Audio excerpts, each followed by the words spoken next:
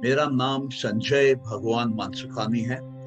मैं पतंजलि योग सूत्रस का टीचर हूँ और मैं आप सभी लोगों को कोलकाता से संबोधित कर रहा हूँ।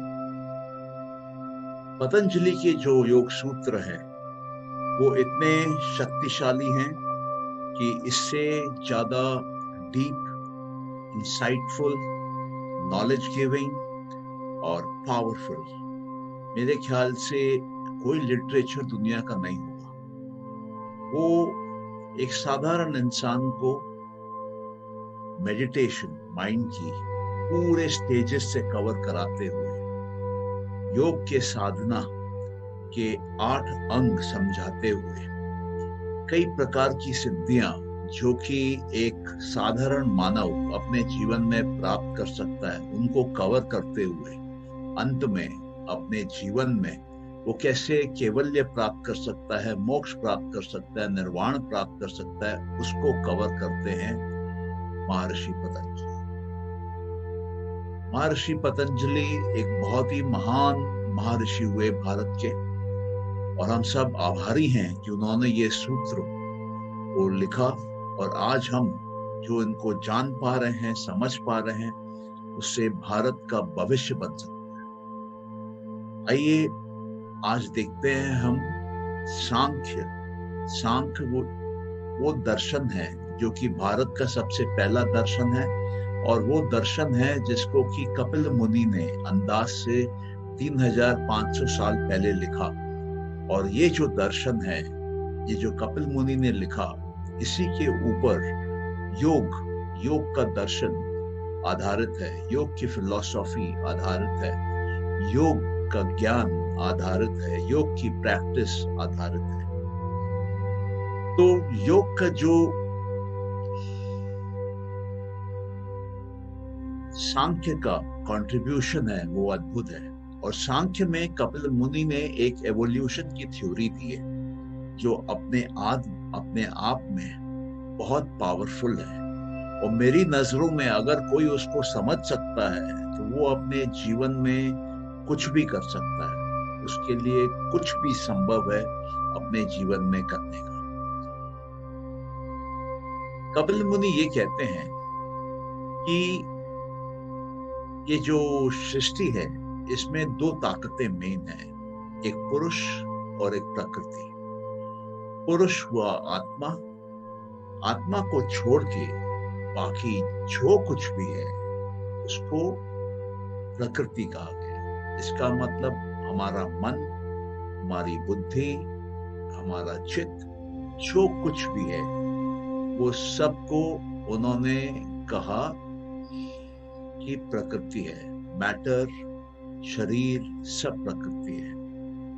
अब इसके बारे में अगर आप गहराई से उतरेंगे तो आपको समझ में आएगा कि ये निर्माण सृष्टि का, हमारे सृष्टि का निर्माण कैसे होता है, हमारे दुनिया का निर्माण कैसे होता है। तो सबसे पहले ये कहते हैं कि जब पुरुष प्रकृति के समीप आता है, प्रकृति के पास आता है, तब प्रकृति में एक ऊर्जा सी पैदा हो जाती है, एक एक्टिविटी सी चालू हो जाती है, एक मोमेंटम सा आ जाता है, एक राजसिक मोशन आ जाता है। और ये जो है, ये प्रकृति जो अपने आप में स्थिर बैठी हुई थी, प्रकृति जो अपने आप में इक्विलिब्रियम में थी, प्रकृति के अंदर हमेशा 3 गुण होते हैं, सत्व, रजस और तमस।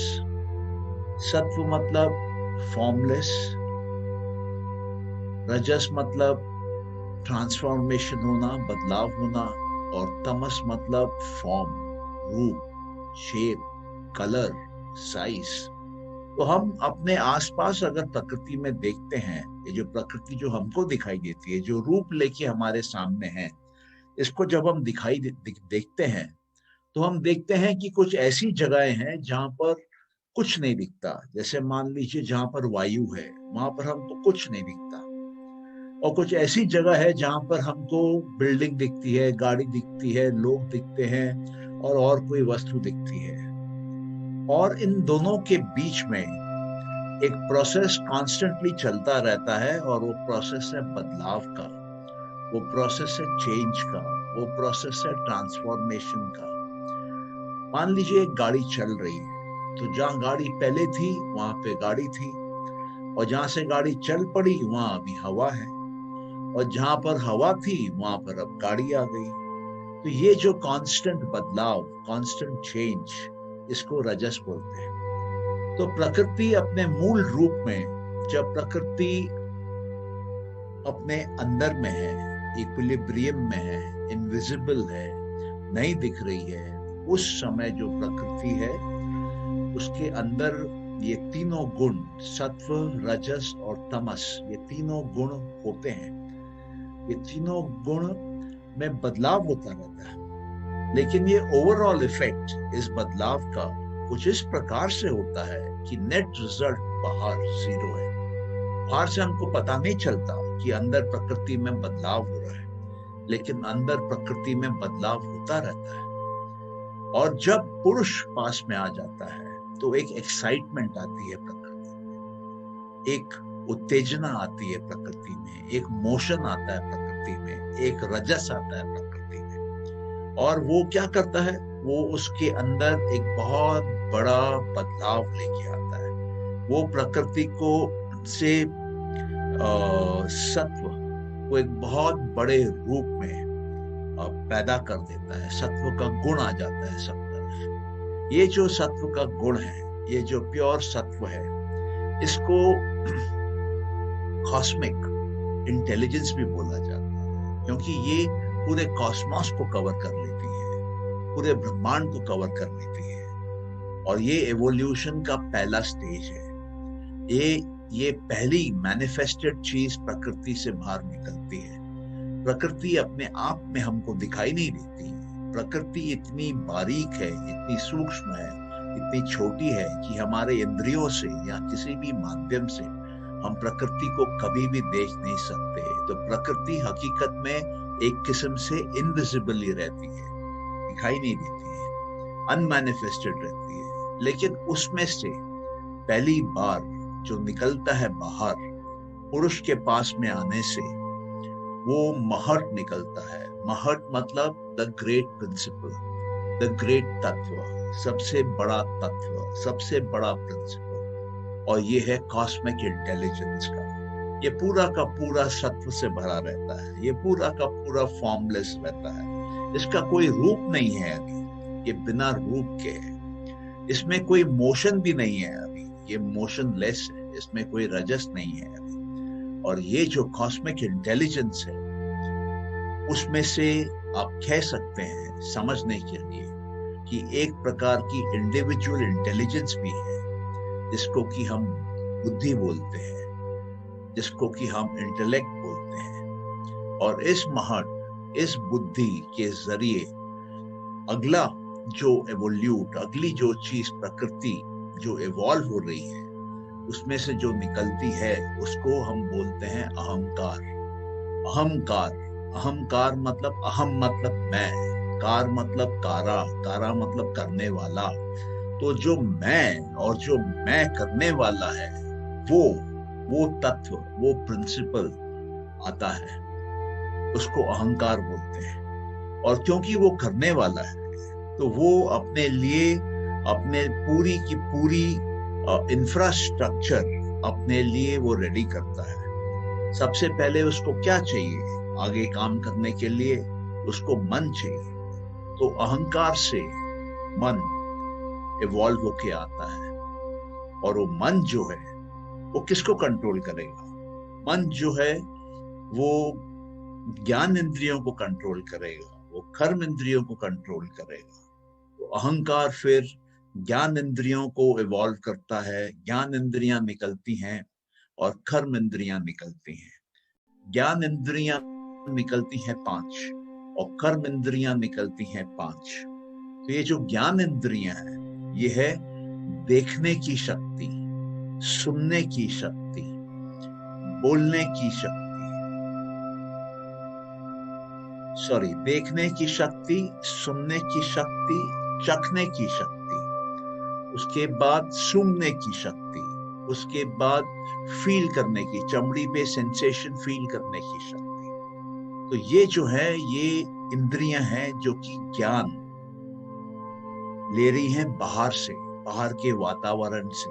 ये सब शक्तियों के आधार पर हम बाहर क्या हो रहा है उसका ज्ञान अपने अंदर लेकर आते हैं, मन में लेकर आते हैं। मन उसकी प्रोसेसिंग करता है और उसके बाद वो मन से अहंकार में आता है। दूसरा, ये अहंकार बाहर कुछ करना चाहता है, क्योंकि ये नाम ही उसका है कि मेरे को करना है।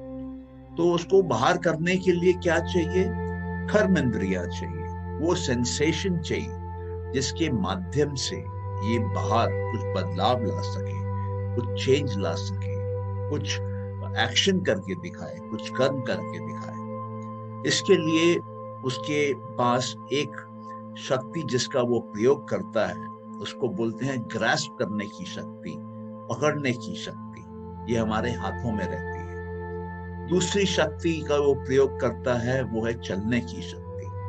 ये हमारे पैरों में रहती है। तीसरा, जैसे मैं पहले बोल पड़ा था, मुंह से बोलने की शक्ति। ये बोलने की जो शक्ति है, ये भी उसको जरूरी है, तभी वो बाहर कम्युनिकेट कर सकता है, तभी वो जो चाहता है करना वो कर पाएगा। और इसके अलावा उसको अपने आप को मल्टीप्लाई करना है, अपने आप को प्रोक्रिएट करना है। तो सेक्स करके बच्चे पैदा करने की शक्ति। और क्योंकि वो बाहर से खाता है खाना, तो उसको ये भी शक्ति चाहिए कि जो उसके लिए बेकार है उसको वो अपने में से बाहर निकाले, उसको वो अपने में से एग्जिट कराए, उसको वो एक्सिक्रीट करे। तो ये एग्जिट कराने की शक्ति, एग्जिक्रीट करने की शक्ति, वेस्ट मटेरियल को शरीर से बाहर निकालने की शक्ति, ये भी एक कर्म इंद्रिय है जो कि अहंकार अपने लिए डेवलप करता है। इसके बाद वो 5 तन्मात्राएं डेवलप करता है, इवॉल्व करता है। ये 5 तन्मात्राएं क्या हैं? पहली, जो सबसे पहली तन्मात्रा जो वो डेवलप करता है, जो वो इवॉल्व करता है, वो है साउंड की, शब्द की। दूसरी जो आती है वो आती है टच की। तीसरी जो आती है वो आती है रूप की। चौथी टेस्ट की और 5वीं स्मेल की।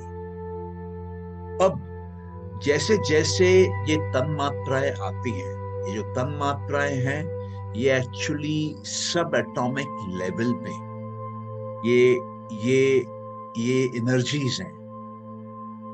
ये फिजिकल लेवल पे नहीं है, ये सब एटॉमिक लेवल पे ये एनर्जीज हैं। और जब सब एटॉमिक लेवल पे हमारे अंदर साउंड पैदा होता है अहंकार से, तो ये साउंड जो अहंकार से पैदा होता है वो अहंकार के साथ मिलके आकाश बनाता है। ये आकाश सबसे सूक्ष्म तत्व बनता है सबसे पहले। ये आकाश फिर अहंकार के साथ मिलके टच बनाता है। टच अहंकार के साथ मिलके वायु बनाता है। वायु जो है वो वापस अहंकार के साथ मिलके फॉर्म, रूप को बनाता है। रूप जो है वो अहंकार के साथ मिलके अग्नि को बनाता है। अग्नि अहंकार के साथ मिलके टेस्ट को बनाती है। टेस्ट जो है वो अहंकार के साथ मिलके जल को बनाती है। और जल जो है वो अहंकार के साथ मिलके स्मेल को बनाती है। और जो स्मेल है, गंध है, वो अहंकार के साथ मिलके पृथ्वी को बनाती है। तो ये जो 5 महाभूत हैं, आकाश, वायु, अग्नि, जल और पृथ्वी, ये तन्मात्राओं से आते हैं। और ये जो तन्मात्राएं हैं ये अहंकार से आते हैं। और जैसे जैसे हम इसमें नीचे की तरफ जाते हैं, डेवलप करते हुए जाते हैं, इवॉल्व करते हुए जाते हैं, वैसे हम देखते हैं कि जो पहले सूक्ष्म था आकाश, वो कुछ स्थूल होता है, वो वायु बनती है।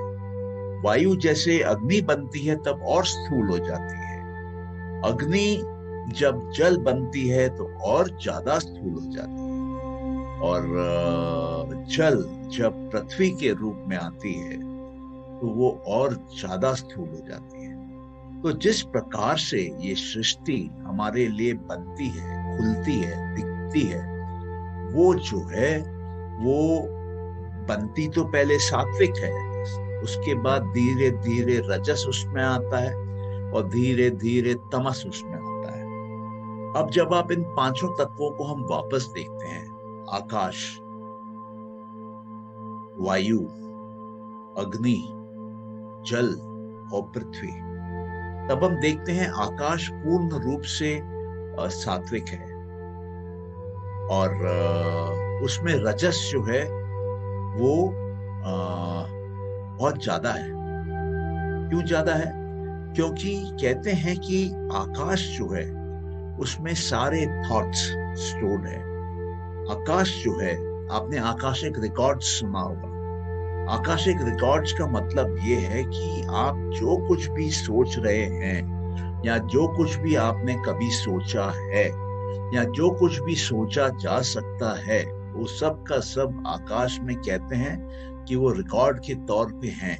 वो आकाशिक रिकॉर्ड्स कहते हैं। तो आकाश में ह्यूज मैसिव वाइब्रेशंस प्रेजेंट हैं। इसलिए हम कहते हैं कि आकाश जो है वो सात्विक है, उसका कोई फॉर्म नहीं है, लेकिन वो राजसिक है।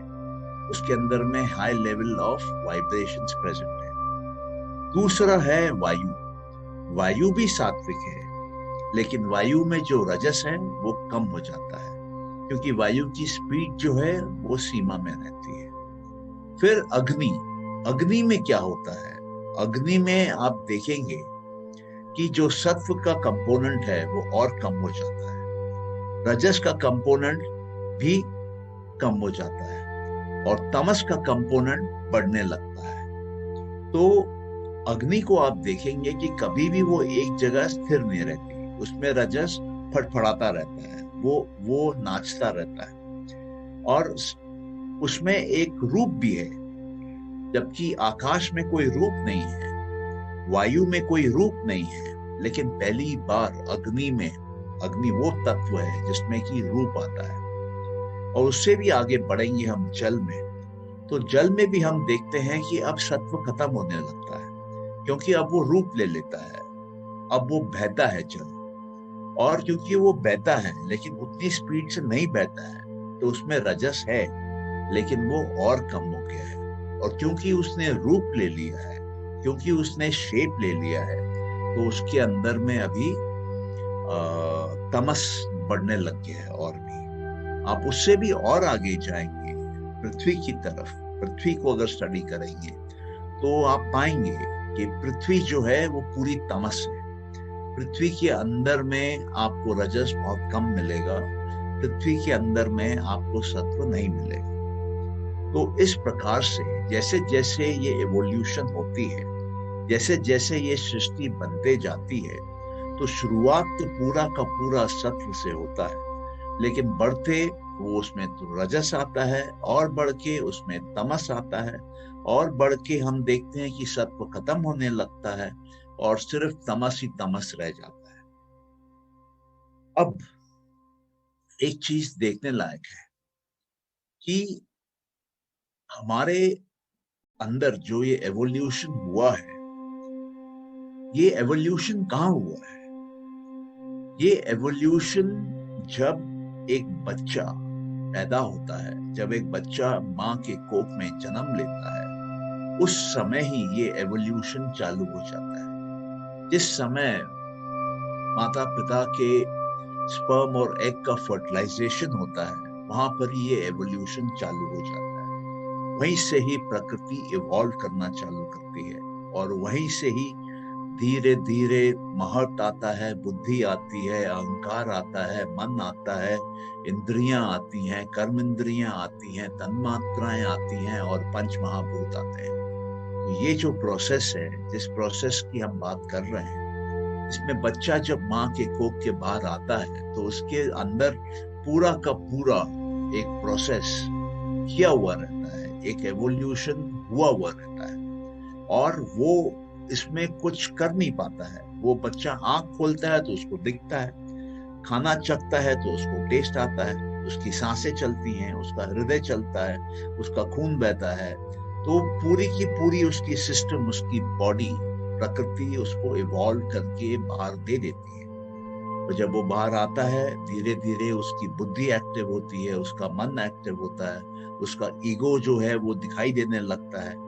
तो ये एक बच्चा जो है, ये इसका एवोल्यूशन अंदर ही होता है। लेकिन ये जो एवोल्यूशन है ये रिवर्सिबल है, और इस एवोल्यूशन के थ्योरी में बहुत बड़े राज छिपे हैं। इसके जो मैंने आपको ये फ्लो चार्ट समझाया कि प्रकृति से महट, महट से अहंकार, अहंकार से मन, अहंकार से ज्ञान इंद्रियां, अहंकार से तन्मात्राएं, अहंकार से कर्म इंद्रियां, और तन्मात्राओं और अहंकार से पंच महाभूत।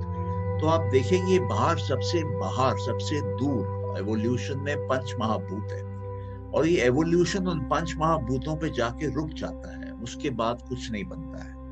और उसी तरह से ये जो एवोल्यूशन है हमारी, ये 5 कर्म इंद्रियों पे जाके रुक जाती है, उसके आगे नहीं जाती है। और ये जो एवोल्यूशन है हमारी, वो 5 जो हमारी ज्ञान इंद्रियां हैं उन पे रुक जाती है, उससे आगे नहीं जाती है। और ये जो 15 हैं, 5 महाभूत, 5 ज्ञान इंद्रियां, 5 कर्म इंद्रियां, इनको कौन काबू में रखता है? इनसे कौन इंटरेक्ट करता है?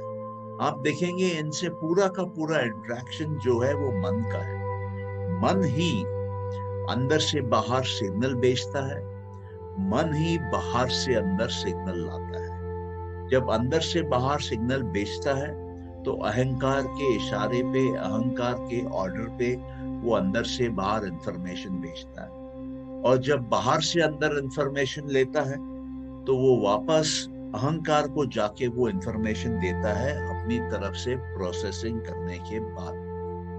तो बाहर के द्वार, जिससे कि अंदर और बाहर कुछ भी आ रहा है, जा रहा है, वो यही है। और मन ही उनको कंट्रोलिंग पॉइंट है, कंट्रोलिंग ऑर्गन बोल सकते हैं आप। लोग मन को ऑर्गन भी बोलते हैं, कंट्रोलिंग ऑर्गन है।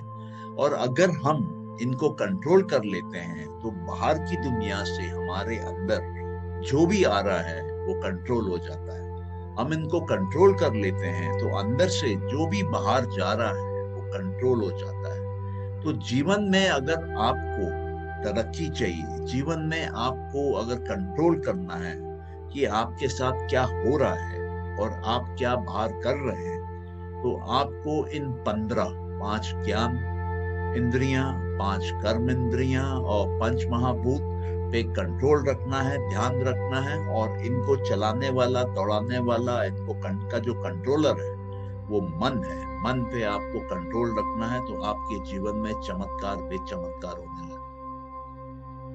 अब एक योगी क्या करता है?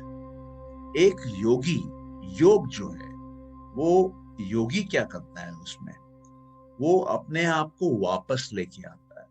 वो अपने अटेंशन को पंच महाभूत से हटा के इंद्रियों के तक लेके आता है।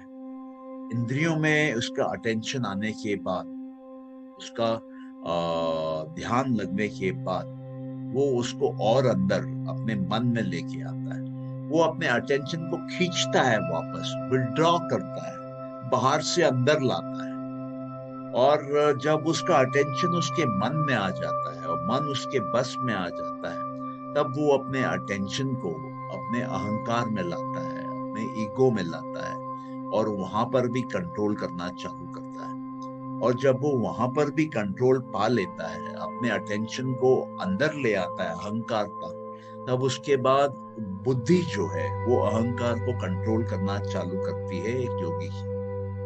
और जब बुद्धि काबू ले लेती है अहंकार का भी और मन का भी, तब एक योगी की जो फंक्शनिंग है वो हायर लेवल पे होने लगती है। एक योगी की जो चित्त की प्योरिटी है वो हायर लेवल पे चली जाती है। एक योगी के अंदर शक्तियां जागना चालू होती हैं, सिद्धियां जागना चालू होती हैं। अगर आप भी अपने अटेंशन को बाहर की दुनिया में जो भटक रहा है अटेंशन, उसको खींच के अंदर लाने की प्रक्रिया चालू करते हैं, आप अपने अटेंशन को बाहर से खींच के पंच महाभूतों से खींच के अंदर लेके आते हैं, इंद्रियों में लेके आते हैं, इंद्रियों से भी अंदर खींच के लेके आते हैं, मन में लेके आते हैं, मन से भी अंदर खींच के लेके आते हैं, अहंकार में लेके आते हैं, बुद्धि में लेके आते हैं, महट में लेके आते हैं और खींच के वापस उसको प्रकृति के अंदर लेके जाते हैं।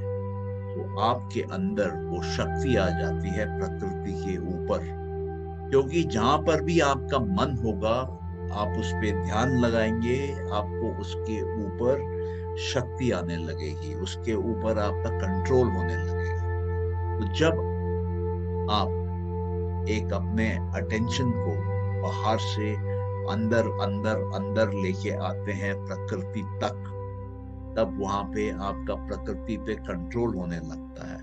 प्रकृति आपकी बातें सुनने लगती है, आपकी इच्छाओं को प्रकृति स्ट्रेट अवे सिंपल तरीके से पूरा करने लगती है।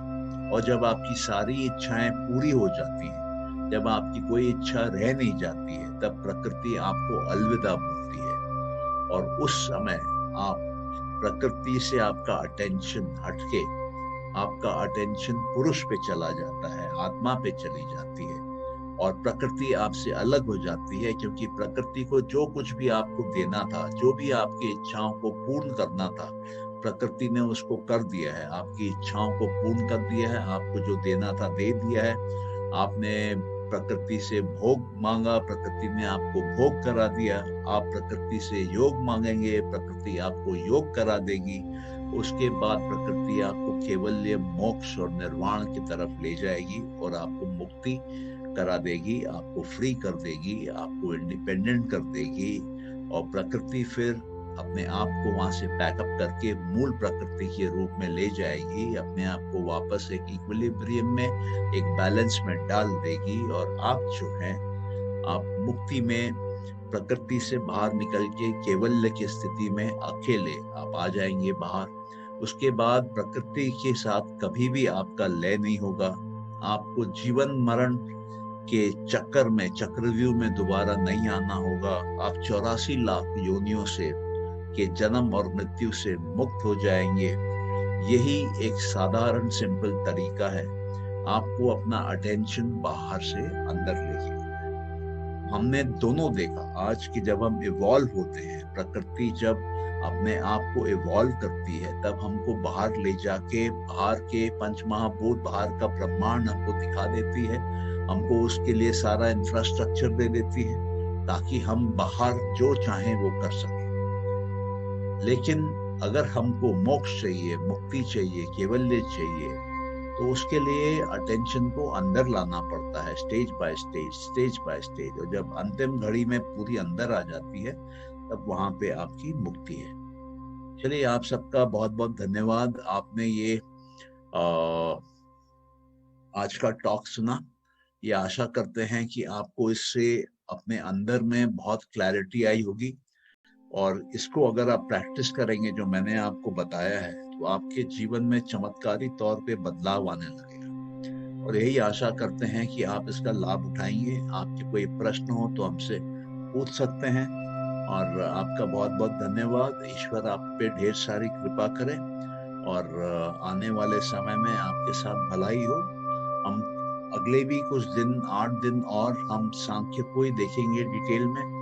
तो आपसे यही आशा करते हैं कि आप और जानना चाहें तो कल वापस शाम को 7 बजे आ सकते हैं और हमारे साथ में इस टॉपिक की और गहराई में जा सकते हैं। आपका बहुत बहुत धन्यवाद। ईश्वर आप पे ढेर सारी कृपा करे, आपके परिवार को, सभी को, लोगों को सुखी रखे और आपके मन में एक परमानेंट शांति आए और यही शांति आपके परिवार के लोगों में आए, आपके समाज के लोगों में आए, आपके देश के लोगों में आए और विश्व भर के सारे लोगों में आए। क्योंकि योग का मकसद जो है वो है sorrow को हटाना, पीड़ा को हटाना, दुख को हटाना। और हमारा भी वही मकसद है आप लोगों के सामने पतंजलि के योग सूत्र लाने का, कि आप समझ पाए कि हम अपने अंदर का दुख कैसे मिटा सकते हैं। आपका बहुत बहुत धन्यवाद। Thank you.